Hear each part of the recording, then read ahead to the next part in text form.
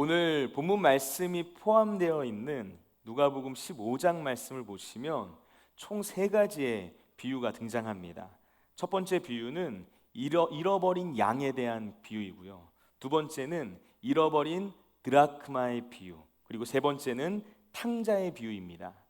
이 세 가지 비유, 내용이 조금씩 다르긴 하지만 모두 다 같은 주제를 말하고 있습니다. 무언가를 잃어버렸고 그 잃어버린 것을 다시 찾게 됐을 때 큰 기쁨이 있다라는 사실을 말해주는 것이죠. 예수님께서는 이렇게 서로 다른 세 가지 비유를 이용해서 같은 주제를 반복해서 말씀하셨습니다. 잃어버린 것을 다시 찾게 되는 기쁨.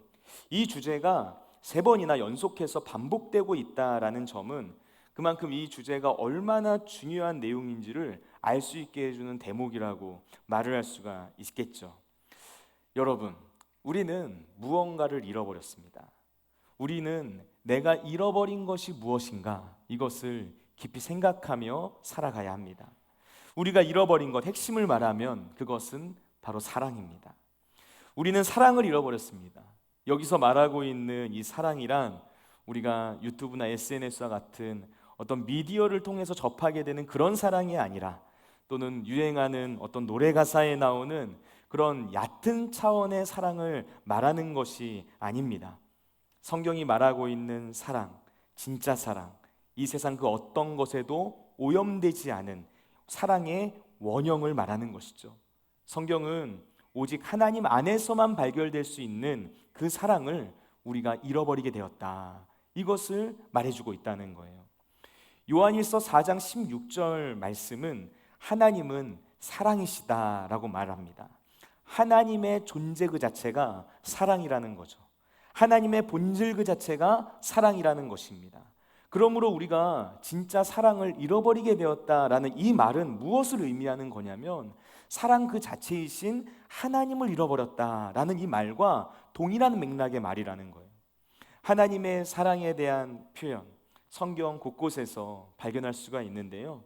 우리가 그 중에서 잘 아는 성경 구절인 이 요한복음 3장 16절 말씀에서 하나님의 사랑에 대한 굉장히 중요한 진술을 찾아볼 수가 있습니다. 우리 요한복음 3장 16절 말씀 한번 읽어보겠습니다. 우리 다 같이 읽습니다. 하나님이 세상을 이처럼 사랑하사 독생자를 주셨으니 이는 그를 믿는 자마다 멸망하지 않고 영생을 얻게 하려 하심이라. 아멘. 요한복음 3장 16절 말씀, 우리가 교회 다니면 가장 먼저 암송하는 말씀이다 라고 이야기할 정도로 교회에서 굉장히 중요한 말씀으로 이야기하는 구절이라고 말할 수 있습니다. 여러분, 이 말씀 속에서 우리는 진짜 사랑이 무엇인지를 발견할 수가 있어요. 하나님이 세상을 이처럼 사랑하사 독생자를 주셨으니 라고 말을 하고 있습니다. 하나님이 세상을 사랑하셨다는 거예요. 그런데 요한복음 3장 16절에서 말하는 이 세상이란 어떤 곳인가? 그 세상은 죄인이 가득한 공간이에요.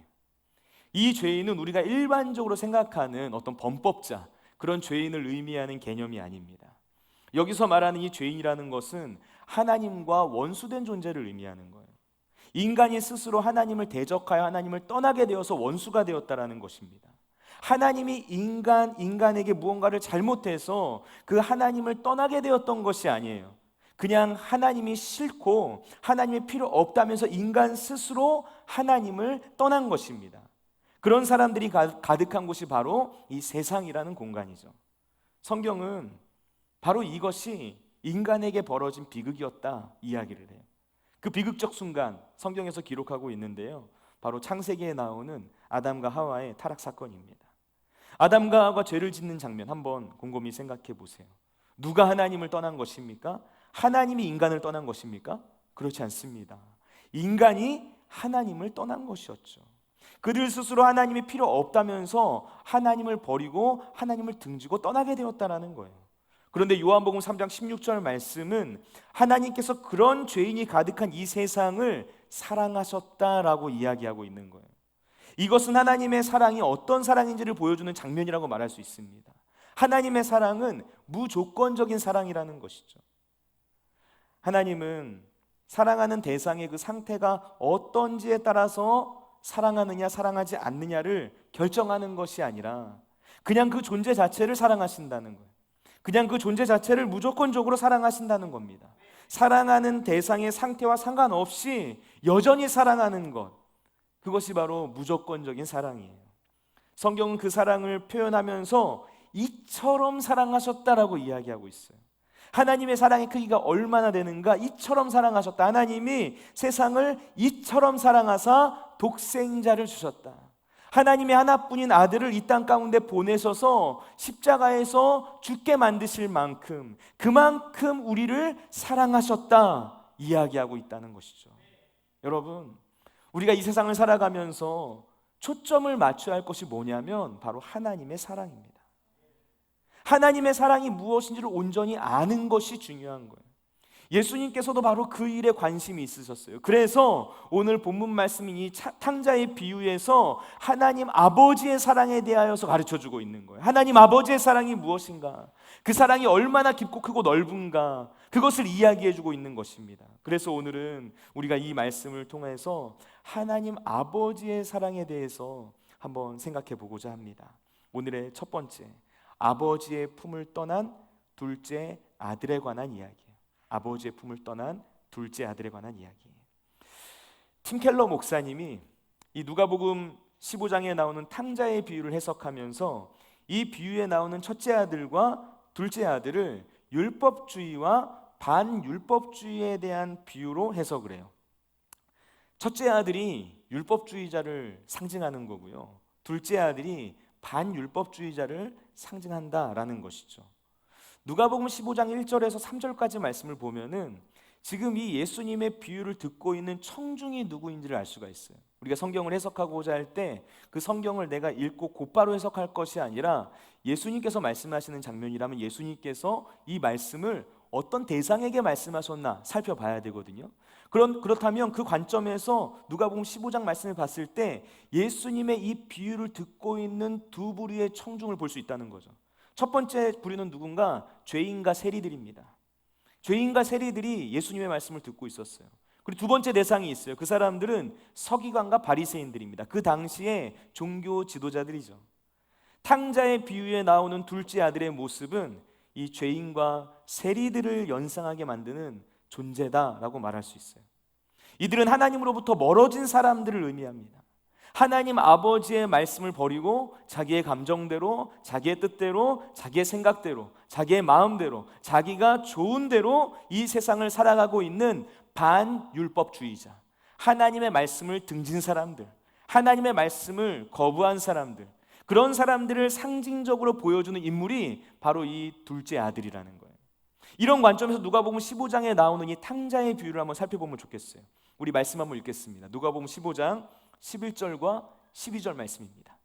우리 다 같이 읽습니다.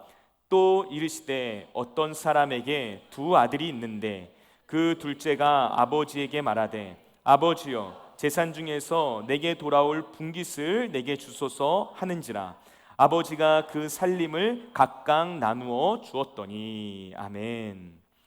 여러분, 이 누가복음 15장에 나오는 탕자의 비유는 어떤 사람에게 두 아들이 있었는데 그 중에서 둘째 아들이 아버지가 가지고 있는 재산 중에서 내게 돌아올 분깃, 그러니까 나에게 물려줄 그 유산을 나에게 미리 달라라고 요구하는 장면에서부터 시작됩니다. 아버지의 유산을 나누는 일, 이것은 어디까지나 아버지의 권한 안에 있는 일이었어요.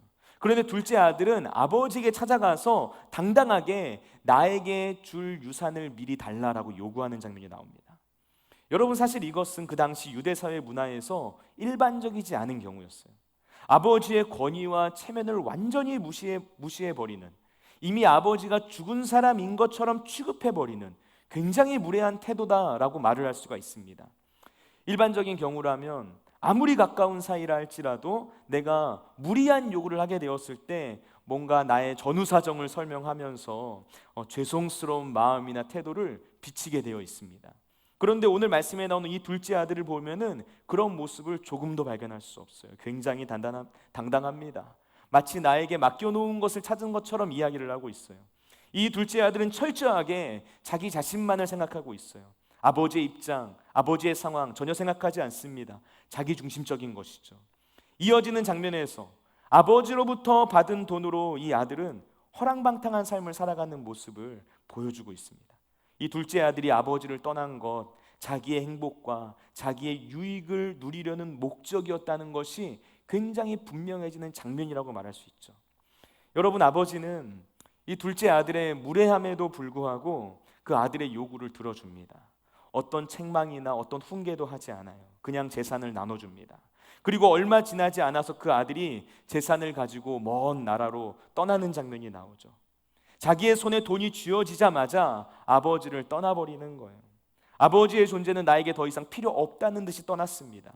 아들의 관심이 어디에 있었는지가 굉장히 명확해지는 장면이죠.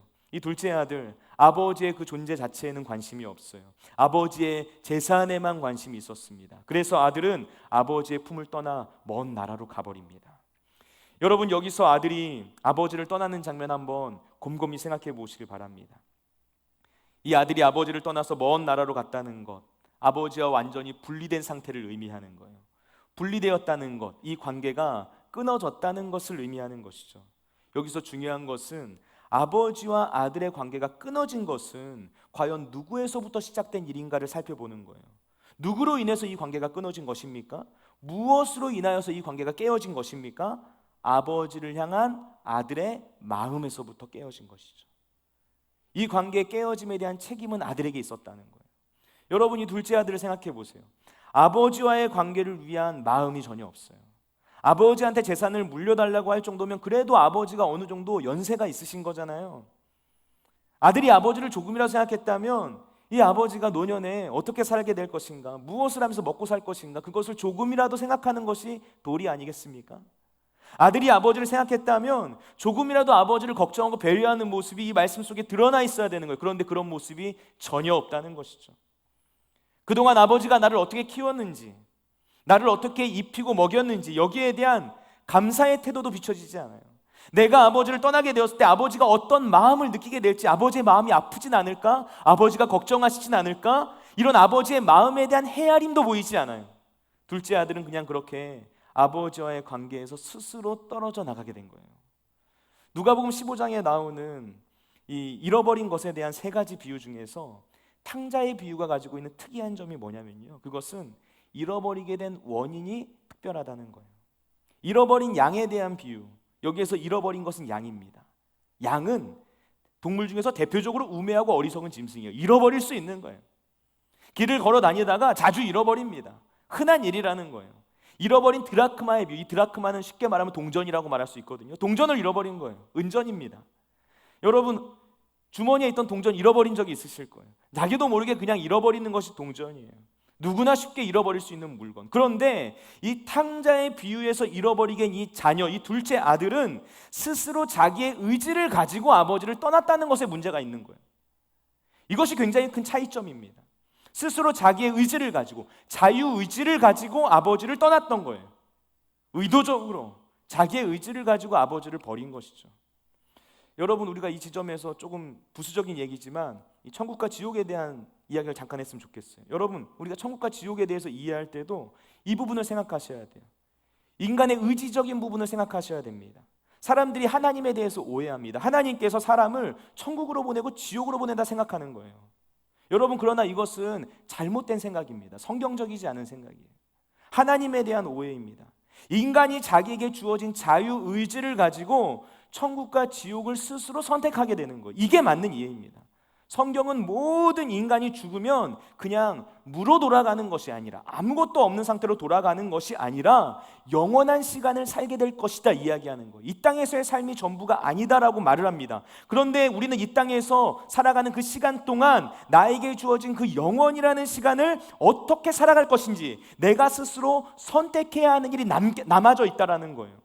하나님과 함께하는 영원한 삶을 선택할 것인가, 아니면 하나님이 없는 영원한 삶을 선택할 것인가. 성경이 말하는 것은 하나님과 함께하는 영원한 삶은 바로 천국을 의미하고, 하나님이 없는 영원한 삶이 바로 지옥이다, 이것을 가르쳐주고 있는 거예요. 그래서 우리에게 무엇을 선택할 것인가 질문하고 있다는 것이죠.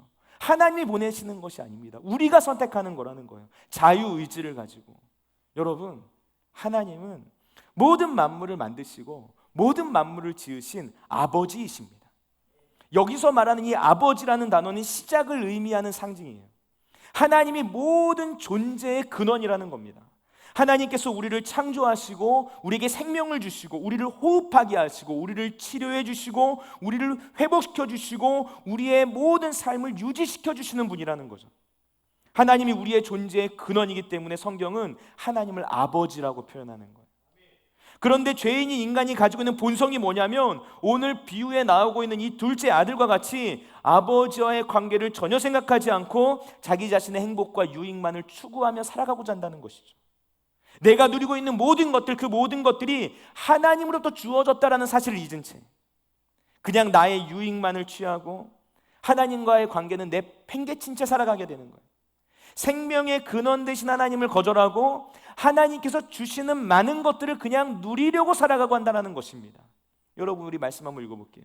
예레미야 2장 13절 말씀 다 같이 읽겠습니다.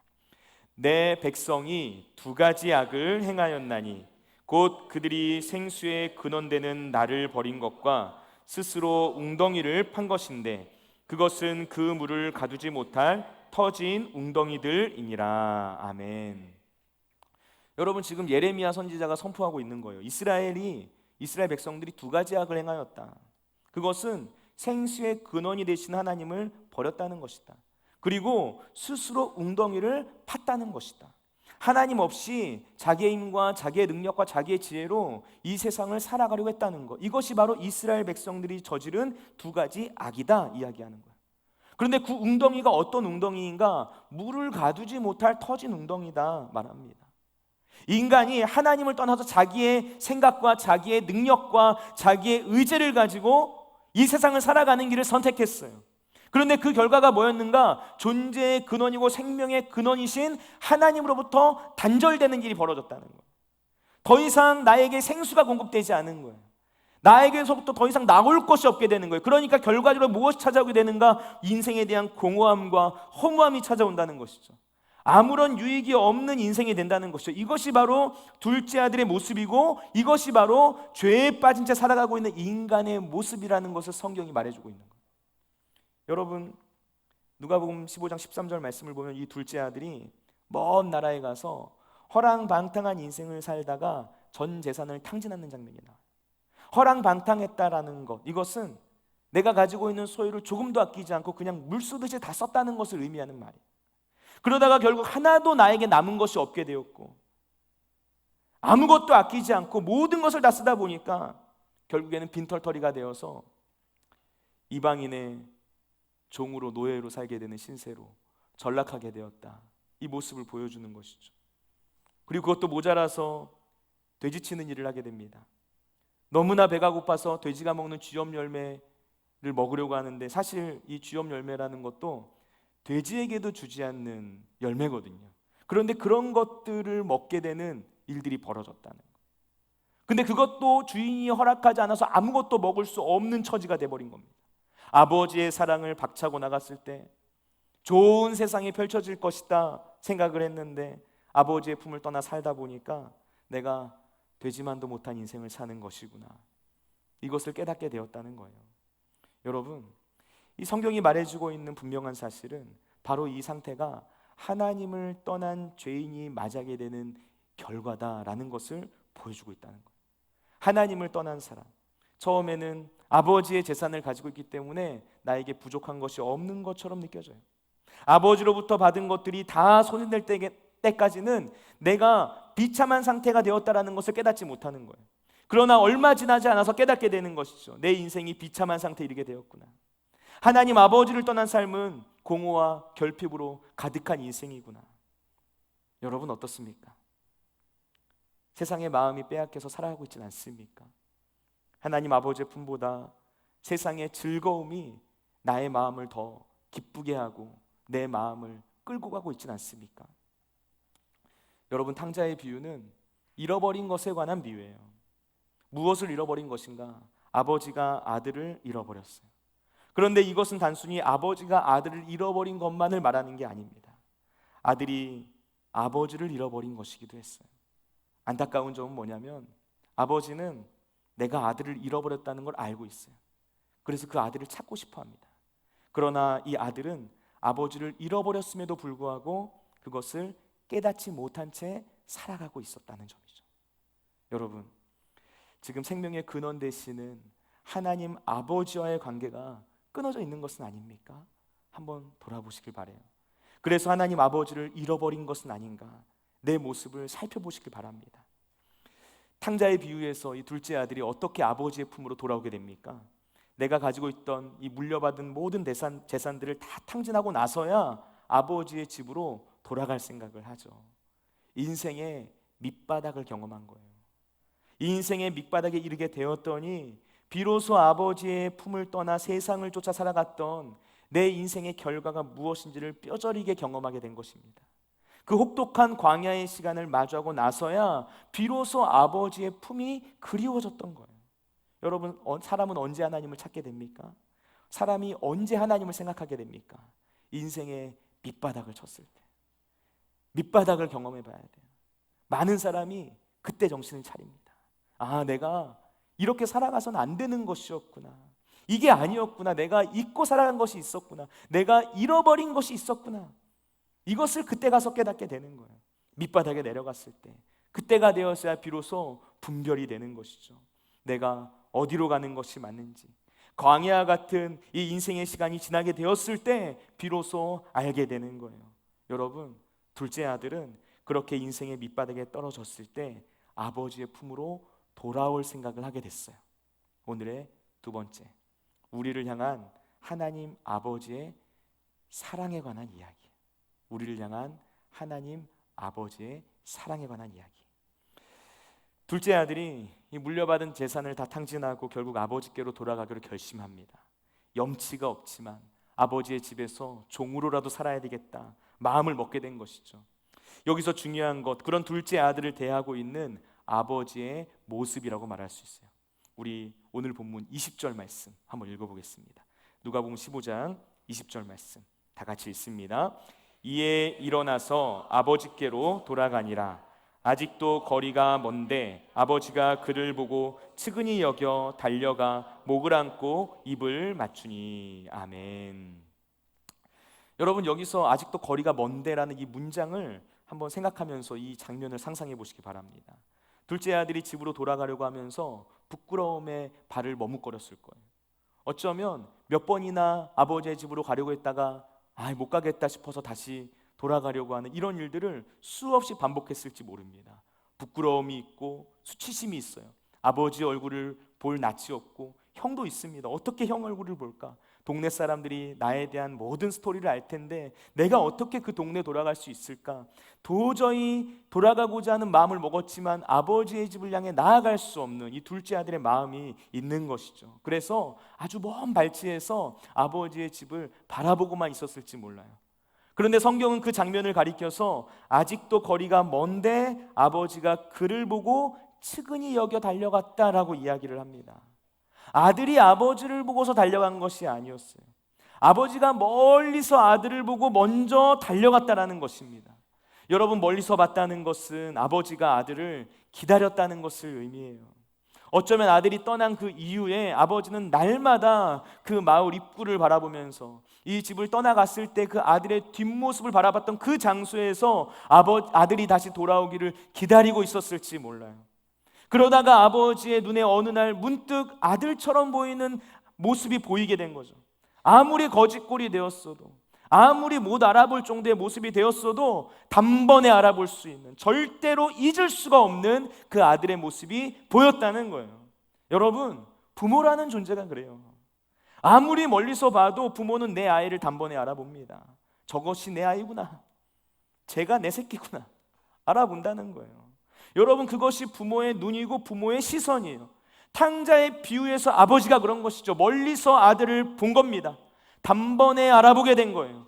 그 행색이 아무리 볼품없어도 저것은 내 아들이다 알게 된 거예요. 아버지가 얼마나 오랜 시간 동안 이 아들이 돌아오기를 기다리고 또 기다렸을까. 아들은 아버지의 돈이 다 떨어지고 비참한 상태에 빠지기 전까지 단 한 번도 아버지의 집을 생각하진 않았을 거예요. 그런데 아버지는 달라요. 아들이 떠난 순간부터 그 아들을 날마다 생각하는 거죠. 그래서 아버지가 아들을 단번에 알아볼 수 있었던 거예요. 20절 말씀 하반절을 보면 아버지가 그를 보고 측은히 여겨 달려가 목을 안고 입을 맞췄다 이야기를 합니다. 아버지가 아들을 보고 측은히 여겼다. 여기서 이 측은히 여기다라는 이 단어의 어원이 내장, 창자를 의미하는 단어예요. 유대인들은 인간의 내면의 가장 깊숙한 곳에 내장이 있다라고 봤어요. 그래서 측은히 여기다라는 이 말은 우리나라 말로 치면은 창자가 끊어지는 것 같다라는 이 말과 굉장히 비슷한 의미라고 보시면 돼요. 아버지가 창자가 끊어질 것만 같은 그 마음을 느끼게 되고 그래서 그 마음을 안고 아들을 향해 달려간 거예요. 그냥 아들의 모습을 멀리서 보기만 했을 뿐인데 그 내면 깊숙한 곳, 그 창자에서부터 애끓는 마음이 솟아났다는 거죠. 아버지와 아들이 만나게 됩니다. 그때 아버지가 아들에게 아무 말도 하지 않아요. 모든 대산을 다 탕진하고 돌아왔는데 화를 내지 않습니다. 너 여기가 어디라고 해서 다시 찾아왔어? 내가 준 유산 다 어떻게 했어? 너 왜 거짓골이 돼서 돌아왔어?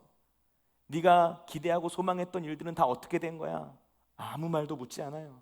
아버지는 내가 아들의 종이 되겠습니다라고 말하는 그 아들을 그냥 온몸으로 끌어안아줄 뿐입니다. 그리고 종들에게 말해요. 제일 좋은 옷을 입혀줘라. 손에 가락지를 끼워줘라. 발에는 신을 신겨줘라. 살찐 송아지를 잡아라. 그리고 우리가 함께 먹고 즐기자. 잔치를 베풀자. 가장 좋은 옷, 좋은 가락지, 좋은 신발, 이 아들의 지위가 회복되었다라는 것을 의미해 주는 말이에요. 무슨 의미입니까? 너는 종이 아니다.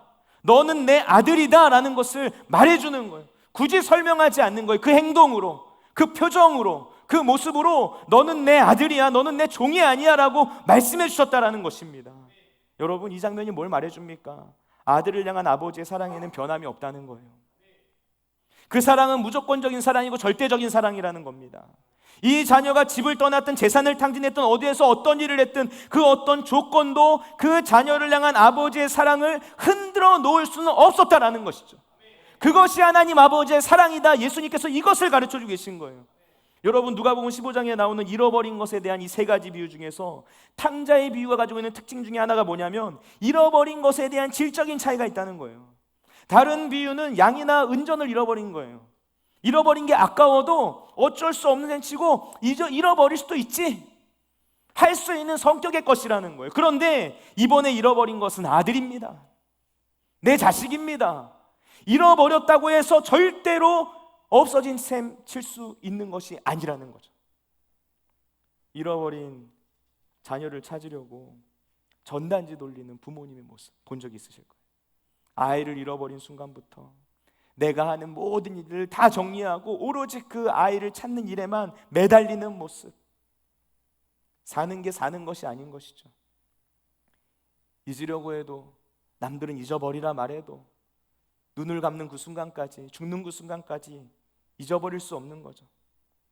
내 자녀가 아무리 말을 안 듣고 속썩이고 말썽을 피운다 할지라도 제대로 된 부모라면 그 자녀를 포기하지 않습니다. 아무리 못난 자식이라도 부모는 절대로 자녀를 포기할 수 없어요. 그게 바로 부모의 마음이죠. 여러분, 우리를 향한 하나님의 마음이 그렇다는 거예요. 하나님께서 포기하지 않는 사랑으로 언제나 우리를 기다리신다는 겁니다. 아주 간절한 마음으로 잃어버린 자녀를 찾으려고 하는 것이 부모의 마음이고 그것이 바로 하나님 아버지의 마음이다. 이것을 가르쳐주고 있어요. 여러분, 하나님 아버지의 사랑이란 뭡니까? 잃어버린 자녀를 향한 하나님의 사랑, 기다리는 사랑. 하나님은 기다리십니다. 우리가 주님의 품으로 돌아오기를 기다리세요. 아주 간절하게 애타는 심정으로 어제나 오늘이나 내일이나 언제 이 아이가 돌아올까, 그 심령을 가지고 잃어버린 그 자녀를 기다리고 계신 거예요. 절대로 포기하지 않고. 아들을 향한 아버지의 사랑, 이 기다리는 사랑은 어떤 사랑인가? 상처받기를 각오하는 사랑입니다. 아버지는 그런 사랑을 하고 있어요. 내가 상처를 받을지언정 내가 이 아들에게는 절대로 상처를 주지 않겠다. 그 마음을 가지고 이 아들을 품는 겁니다. 그 상처를 받는 사랑이 예수 그리스도의 십자가에서 드러난 거예요. 하나님 아버지께서 내가 상처를 받을지언정 내가 너희에게는 상처를 주지 않겠다. 그 마음으로 독생자 예수 그리스도를 이 땅에 보내주셨다는 것이죠. 그것이 바로 하나님 아버지의 사랑이에요. 오늘의 세 번째, 함께 있지만 아버지의 품을 떠나 있는 첫째 아들에 관한 이야기. 함께 있지만 아버지의 품을 떠나 있는 첫째 아들에 관한 이야기. 여러분, 우리가 이 탕자의 비유를 읽을 때 주의해야 될 점이 뭐냐면요, 이 탕자의 비유가 둘째 아들에 관한 이야기로 끝나지 않는다는 거예요. 이 비유를 끝까지 읽어보면 첫째 아들에 관한 이야기로 맞춰지는구나 하는 것을 볼 수가 있습니다. 동생이 돌아왔다라는 소식을 들은 큰아들, 잔치 소리를 듣고 아버지에 대한 불신의 마음을 드러내는 장면이 나와요. 아버지에게 유산을 미리 받아서 집을 떠난 동생이 염치도 없이 돌아왔는데, 그런데 아버지가 야단을 치기는커녕 살찐 송아지를 잡고 새 옷을 입히고 새 신을 신기고 온갖 동네의 사람들을 초대해서 잔치를 벌인다니 이해할 수가 없는 거예요. 아버지는 첫째 아들과 함께 우리가 같이 잔치에 들어가자 이야기를 하는데, 이 아들은 집으로 들어가기를 거부하는 것이죠. 그러면서 자신의 불만을 쏟아내는 장면이 누가복음 15장 29절과 30절 말씀에 나옵니다. 첫째 아들이 하는 말, 우리 한번 읽어볼게요. 29절과 30절 말씀 다 같이 읽습니다. 아버지께 대답하여 이르되 내가 여러 해 아버지를 섬겨 명을 어김이 없거늘 내게는 염소 새끼라도 주어 나와 내 벗으로 즐기게 하신 일이 없더니 아버지의 살림을 창녀들과 함께 삼켜버린 이 아들이 돌아오매 이를 위하여 살진 송아지를 잡으셨나이다. 아멘.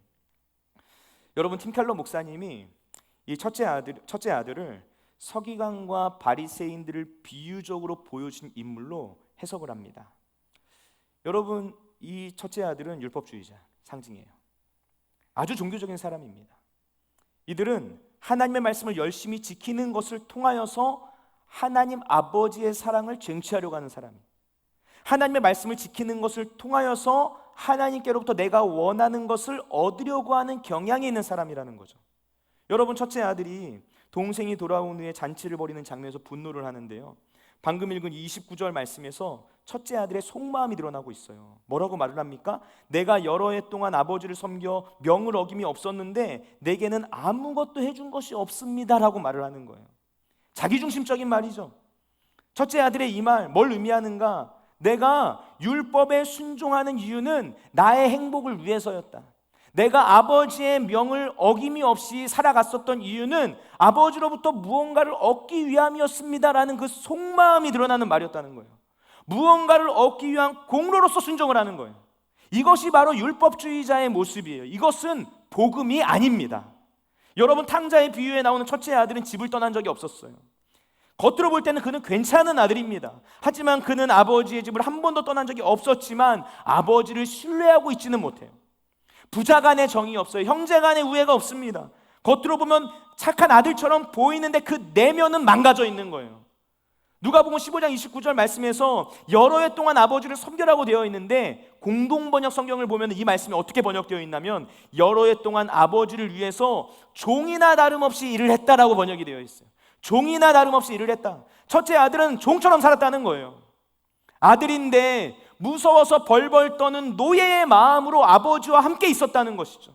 아버지의 뜻을 거스르면 벌을 받으니까 노예처럼 열심히 일을 해서 아버지의 환심을 얻어서 유산을 상속받으려고 했던 인물이 바로 이 첫째 아들이었다는 것입니다.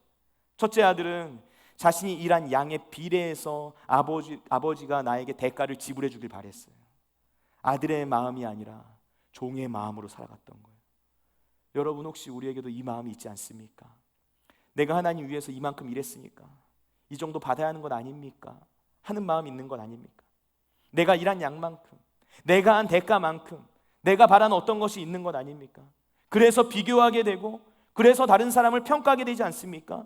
그 비교와 평가 사이에서 오락가락하다가 때로는 내가 스스로 높아지고 때로는 내가 스스로 낮아지기도 하는 그런 내면의 상태를 경험하고 있지 않습니까?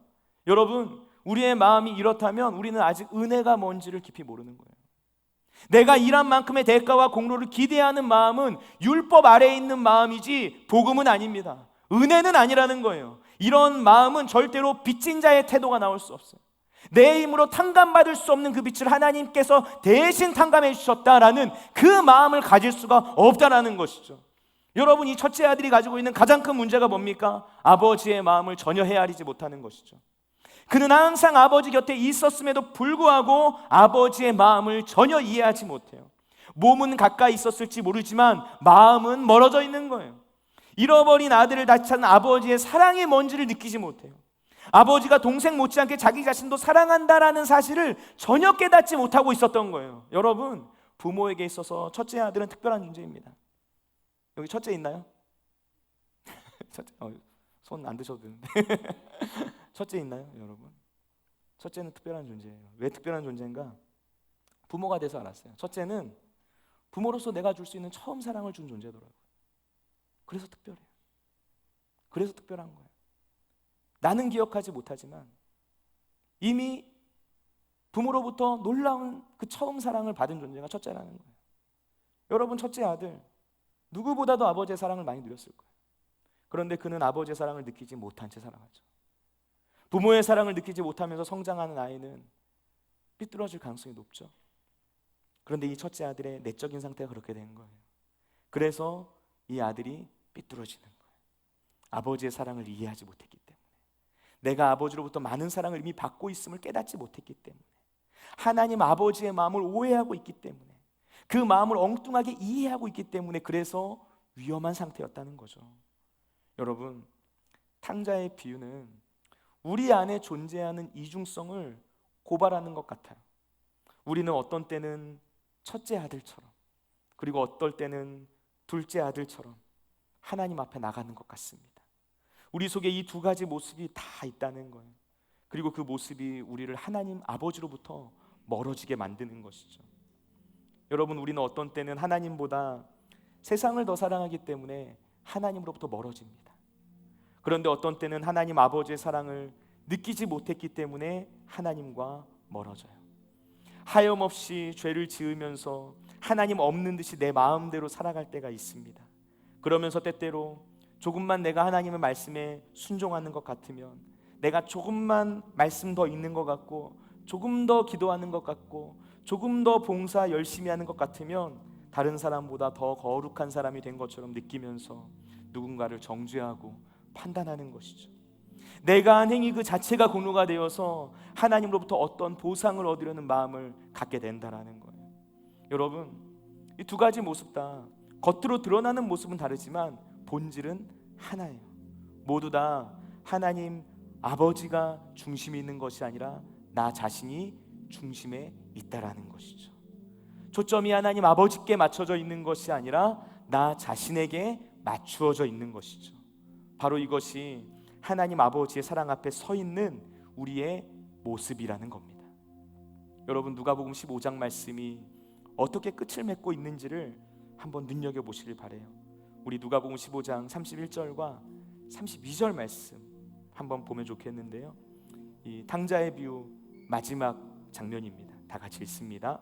아버지가 이르되 너는 항상 나와 함께 있으니 내 것이 다 내 것이로되 이 내 동생은 죽었다가 다시 살아났으며 내가 잃었다가 얻었기로 우리가 즐거워하고 기뻐하는 것이 마땅하다 하니라. 아멘. 탕자의 비유의 마지막 장면이에요. 여러분, 이 비유가 어떻게 끝납니까? 첫째 아들을 향해서도 긍휼한 마음으로 위로해 주시고 타일러 주는 아버지의 사랑으로 이 비유가 끝나고 있어요. 여러분, 탕자의 비유는 열린 결말로 마무리가 되는 거예요. 이 첫째 아들이 아버지의 말을 듣고 어떻게 했을까? 내용이 나와 있지 않아요. 아버지가 베푼 그 잔치에 참여했을까? 아니면 여전히 둘째 아들을 못마땅해 하면서 그 자리에 머물러 있었을까? 그 뒤에 이야기가 어떻게 전개될지 우리는 이 말씀 속에서는 알 수가 없습니다. 여러분, 예수님께서 서기관과 바리새인들, 죄인과 세리들 앞에서 왜 이 탕자의 비유를 열린 결말로 마무리하셨을까요? 이 열린 결말은 우리를 초대하시는 주님의 마음이 담겨져 있는 장면이라고 말할 수가 있겠죠. 하나님 아버지께서 열어놓으신 그 잔치로 우리를 초대해 주시는 거예요. 하나님의 사랑을 알면, 그 아버지의 사랑을 알면 집을 나간 아들이 다시 돌아와서 열게 된 그 잔치에 참여하게 될 거야. 네가 내 마음을 조금만 이해한다면 잃어버린 것을 다시 찾게 되는 기쁨이 뭔지 알게 될 거야. 잃어버린 자녀가 다시 돌아오게 되는 그 큰 기쁨, 그 기쁨이 있는 곳 어디입니까? 바로 천국입니다. 하나님 아버지와 함께하는 곳에는 아버지의 마음이 무엇인지를 아는 사람에게는 천국의 기쁨이 부어지게 된다는 거예요. 주님께서 바로 그 기쁨의 자리로 우리를 초대하시는 것이죠. 우리가 그 기쁨의 자리로 나아오기를 결단하기를 요구하시는 것이죠. 여러분, 아버지는 돌아온 아들을 위해 성대한 잔치를 열었어요. 아들을 향한 아버지의 사랑은 허비하는 사랑, 낭비하는 사랑이라는 거예요. 여러분, 진정한 사랑은 낭비되는 것입니다. 우리를 향한 하나님 아버지의 사랑은 너무나도 크고 깊은 사랑이에요. 아버지는 잃어버린 자녀를 찾기 위해 자신의 모든 것을 다 내어줄 준비가 되어 있는 분입니다. 모든 것을 다 버릴 준비가 되어 있는 분이에요. 여러분, 그것은 낭비가 아니라는 것입니다. 왜냐하면 그것은 아들을 얻는 일이기 때문에, 그것을 통해서 잃어버린 아들이 다시 돌아올 것이기 때문에, 아버지의 가장 큰 기쁨이 바로 그 일이기 때문에 그것은 낭비가 아니라는 것이죠. 여러분, 하나님께서 이 놀라운 사랑 안으로 저와 여러분을 초대하고 계세요. 여러분, 어떻게 반응하시겠습니까? 하나님께 돌아오시길 바랍니다. 주님의 은혜 안에 머무시기 바랍니다. 그 하나님 아버지의 마음을 알게 해달라고 기도하시길 바랍니다. 그 주님 앞에 나아가는 저와 여러분 모두의 삶 가운데 하나님의 사랑이 부어지게 되기를 예수님의 이름으로 축원을 드립니다. 우리 다 같이 그 믿음과 마음을 가지고 기도하기를 원하시는 분들 자리에서 일어서서 함께 기도하기를 원합니다. 여러분, 우리가 이렇게 기도하기를 원합니다. 하나님, 우리가 하나님 아버지의 마음을 더 깊이 알기를 원합니다. 우리의 인생 가운데 하나님 아버지의 사랑을 충만하게 부어 주옵소서. 하나님 아버지의 사랑의 깊이와 넓이와 크기를 알게 하여 주옵소서. 그 사랑 앞에 엎드리게 하여 주옵소서. 그 사랑 앞에 무릎 꿇게 하여 주옵소서. 하나님 아버지의 그 허비되는 사랑, 그 낭비되는 사랑 앞에 기뻐하고 즐거워할 수 있는 저희들 모두가 되도록 성령님 임재하여 주옵소서. 우리 다 같이 그 믿음과 마음을 가지고 주님 세워 부르고 통성으로 기도하겠습니다. 주여.